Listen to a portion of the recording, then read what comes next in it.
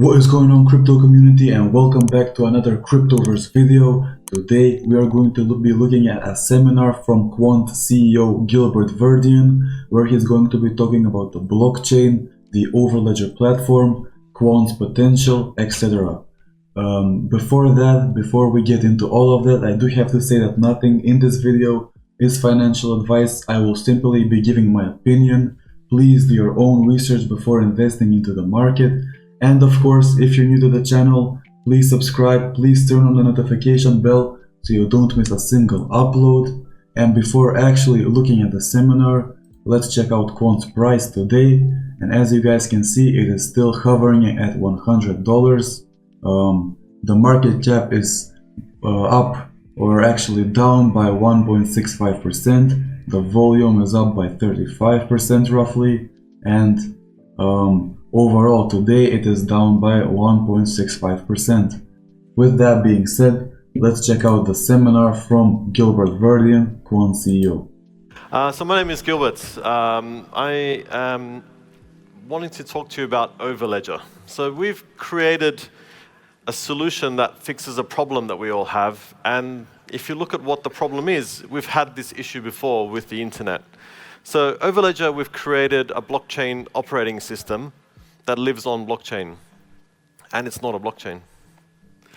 So if I just introduce us, so my background has been about 20 years in cybersecurity, working in banking, financial services, and government. Paolo, he heads up the Center for Blockchain Studies at UCL, so he's very prominent. A lot of people know him in the space. And Colin, he's a cybersecurity guy as well, working in AI and cybersecurity. So we came together, between the three of us, there's about 80 years of experience. So we consider us as one of the best blockchain enterprise teams that has come together in the world. So if I tell you... Yeah, so as you guys can see, Gilbert and his team are very experienced in the cybersecurity space. Their name holds a lot of weight, and they clearly know what they are doing and have a plan. A story. So my introduction to blockchain and Bitcoin was in 2009. Did anyone buy any Bitcoin in 2009? Because I didn't. No. So it was 0.0005 cents. So I was working at the Treasury, the UK's Treasury, which handles the economic aspects of the economy, as the CTO. So I spoke at a conference like this, which was just government, and I said, we need to look at Bitcoin. Has anyone heard about it here? No one knew anything. 2009. So then I got the policy guys in my department to do a paper on it, and the assessment came out that Bitcoin will never have any material impact to the UK's economy, and we're going to leave it like that. And that was 2009. So fast forward to 2014, I was working in healthcare in the Department of Health. I had an issue where health records were all over the place, and I couldn't connect them together. So what I thought of was, you know what, blockchain can solve this. It's a good use case to solve it. So I ended up solving it for healthcare, for the department, but at the same time, the ISO people said, can we turn this into a standard? This is a really good idea.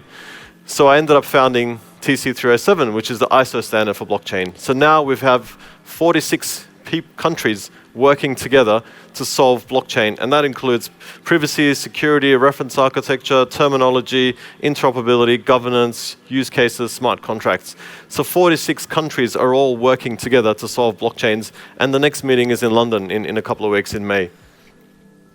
Yeah, so guys, as you heard, 46 countries are working together to solve the blockchain problem, as well as Gilbert himself. This is the problem that he himself solved, the interoperability problem. And also, in the beginning, the people didn't believe in Bitcoin, and we can all look at what the price is now, and that could also be the same, or will probably be the same with Quant.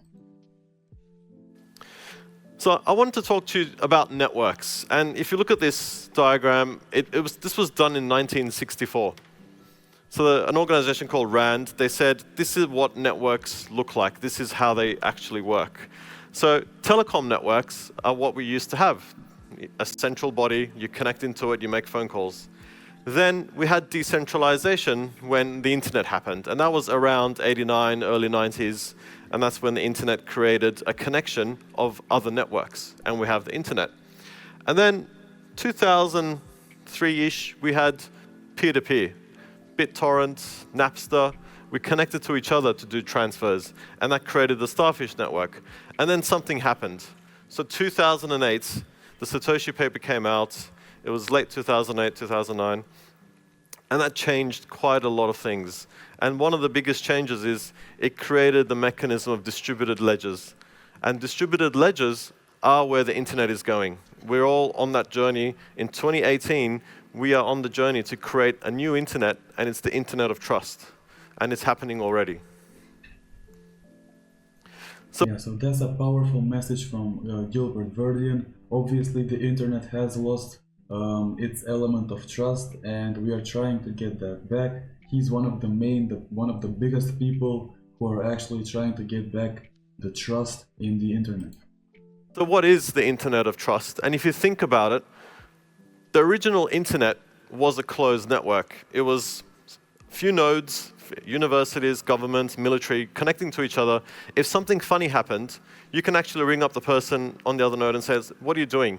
Because your computer is doing something really weird, or your network is doing something really weird. But then the internet grew, more people started using it, and we didn't know the people using it. It grew to a mass scale, and then the internet became untrusted. So we can't trust anyone on the internet because we just don't know them. So to do that, we've actually created a cybersecurity industry, which is where I come from. We've protected each other from each other because we've built firewalls, we've put defenses in, we've had data leakage prevention, we have antivirus, we had everything. And that's to protect us from us. And if you think about what society is, we're actually a very untrusting species. We grew up in our tribe, we knew the people around us. If someone new came, we didn't trust them. Who is that person? Why are they walking this way? So society doesn't allow us to trust each other because that's the nature of humans. So so obviously, guys, as he said, it is in our very nature to not be trusting. So when the internet was new, it was kind of like a little tribe. Everyone knew each other. If something went wrong, people could call someone else. But now, as it has gotten bigger, the trust element has been lost. And that is what Gilbert is trying to bring back. Trust each other. We've had to build government, institutions, banks, services, systems in order to do that trust and to gain that trust and to understand I can trust that other person. And that's what blockchain does. If you break down everything, forget all the crypto, forget all the technology, if you break down what blockchain does, it allows person A to trust person B because the protocol told him it's okay. And that's really fundamental because society can change. We can trust each other again without having to know each other. And that's what the real core essence of blockchain is. So with this technology, for the first time, we can actually honor the original vision of the internet to be a trusted network for machines and people to trust each other. So we can trust the network without the need to know and trust each other. Quite powerful. But we have a problem. Blockchains are flawed. We have a problem because blockchains are closed proprietary networks. And if you look at what's happening, Ethereum is being built in isolation. Hyperledger is being built in isolation. Ripple, they're all closed proprietary networks. So whatever you do, you're only on that one blockchain. It's very difficult to do something on Ethereum and be recognized on Ripple and vice versa. Yeah, so obviously, guys, what he's basically saying here is that blockchain is, in a way, fixing the trust issue, but it is also limiting us to only one blockchain. For example, if you're on Ethereum, it's very difficult to go on another blockchain. And that is the problem that Gilbert, with his platform Overledger, is trying to fix. So there's a problem because users can't connect and interact with other people on other networks. You're restricted to that network and its technology. So if you're on Ethereum, you're restricted to the technology constructs and the limits of Ethereum. You can't do anything differently. And you can't really benefit from the technology of other blockchains. And finally, you're actually locked in to fees. If the price of mining goes up, you can't change it because you're stuck in the network. And this was the same problem that the internet had. If you're over 30, and if you're over 40, this was the internet. If you remember, You connected with your modem, with the sounds, to your provider. It was CompuServe, Prodigy, America Online. They served you their vision of the internet. This is how you did messages. This is how you did email. And the funny thing is, if you're on CompuServe and you wanted to send an email to someone outside, they charged you. It was like 5p. Did you remember that? I mean, you think about it, it's impossible to think about. So the internet used to be closed proprietary networks. Exactly the same problem as blockchain networks, closed proprietary.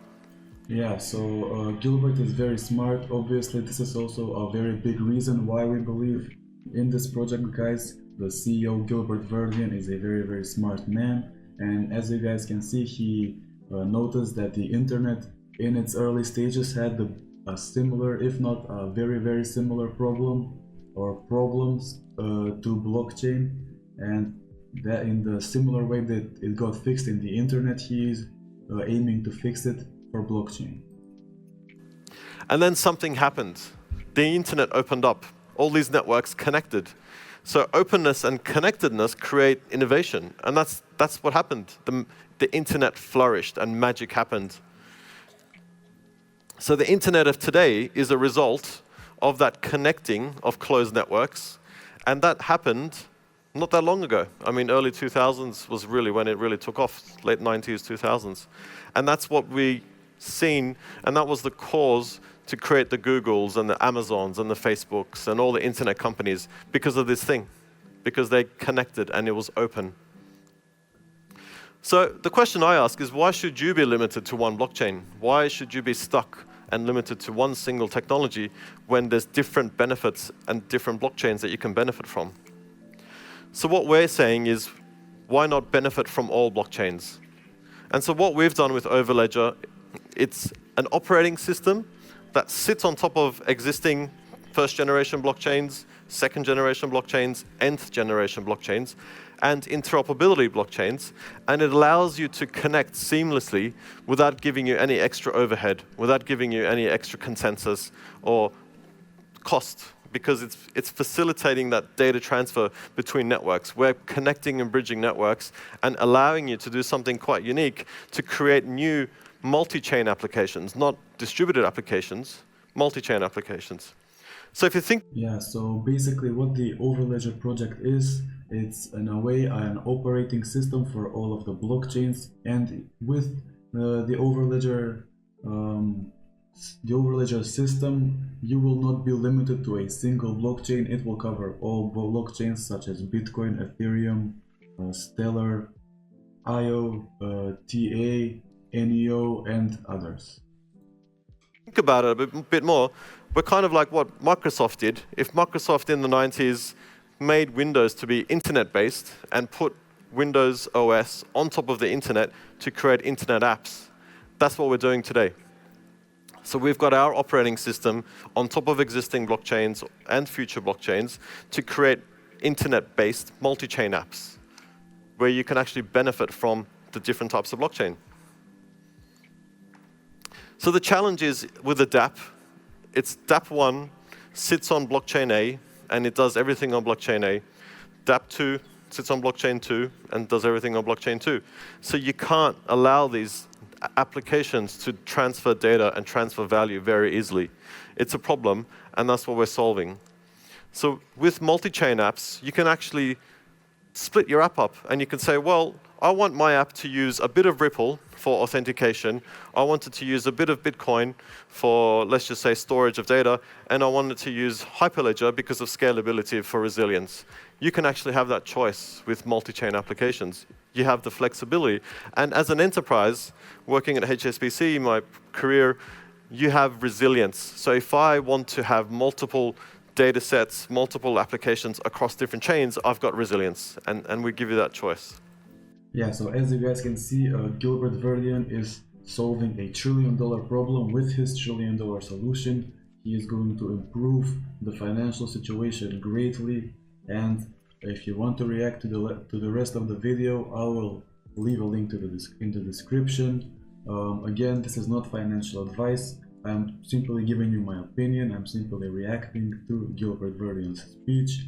If you want to invest in the market, please do your own research before doing so. And with that being said, of course, if you're new to the channel, make sure to subscribe, make sure to turn on the notification bell so you don't miss a single one of our uploads. And with that being said, I'll see you all in the next video, and peace.